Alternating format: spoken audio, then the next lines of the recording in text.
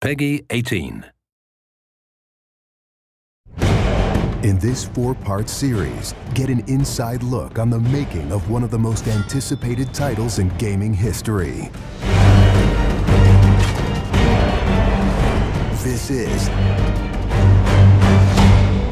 Inside Assassin's Creed 3.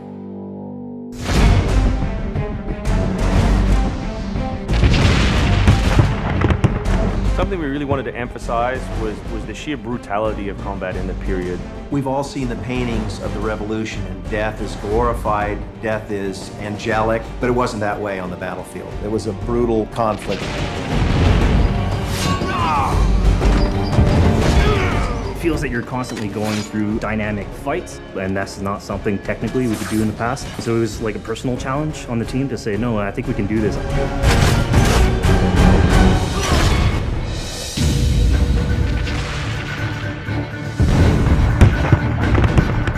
These armies are filled with different types of weapons. So, you have everything from muskets, you have grenadiers, you have guys with boarding axes. Being shot by a musket would be an awfully painful way to go. The caliber size of the ball was at least 3 or 4 times as large as anything that any modern military is using today. After the muskets were discharged, they would charge with their bayonets. What basically is a giant spear, and he has every intention of running that through you. They would shoot and then they would march, and that hand-to-hand combat was really brutal. And whether it's people using a bayonet affixed on the end of a musket, a small hatchet, this is a kind of killing that is very mano a mano.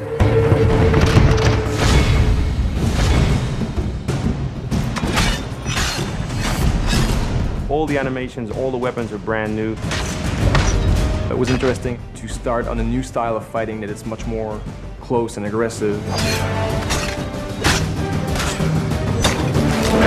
Connor's favorite weapon is the tomahawk, obviously super deadly in hand-to-hand combat. Also the bow and arrow. It fits with his native heritage and it's lethal. The rope dart, it's a real accurate Chinese tool that we found the references for that period as well. He can use it from the ground, so he can bring the enemy towards him. It gives him the ability, for example, on a tree, to hang someone from above.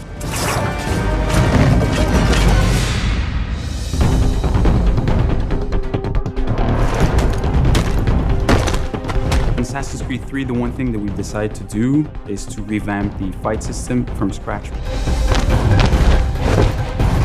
We wanted the skill in the combat in the game to be about transitioning from character to character by choosing the right moves, by performing them correctly. It allows you to basically mow your way through large numbers of people if you're good enough without stopping.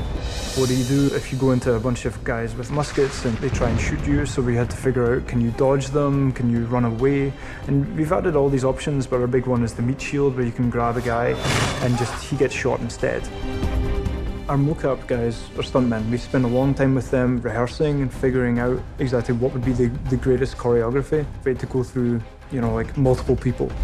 Connor is trained in a very different style of fighting to the British soldiers. The close quarters flow of the combat that's happening between the punches, the kicks, and everything else is indicative of what happens in the real world. I'm very impressed by the moves that they do. It's cool to see push kicks and axe kicks and different sort of takedowns that are done correctly and very believable when they're done. Right hand right, punch to the face, boom, to the throat, to the groin, finish with boom. This is something new for us that we're really proud of. It's fast, it's fluid, and you go through these guys like butter.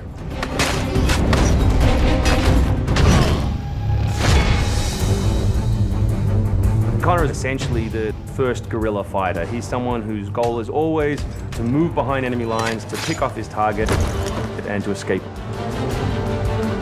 Employing guerrilla tactics, or what we now know today as asymmetric warfare, was something that truly was a component of the American Revolution. They learned what we would think of as guerrilla-style warfare. You sort of hit quickly and then disappear. American tactics were really frowned upon by the British because the Americans did adapt the tactics that were used by the Native Americans from the French and Indian War. The first big battle, Lexington and Concord, takes place on a New England town green. And as the soldiers march back to Boston, they are marching along a dirt road lined by stone. You know, it's not the most effective strategy wearing your bright red coat and march through the woods while some farmer's trying to shoot at you. The Americans brought a tactic that they couldn't really cope with. They essentially took it away from the battlefield and they started guerrilla tactics.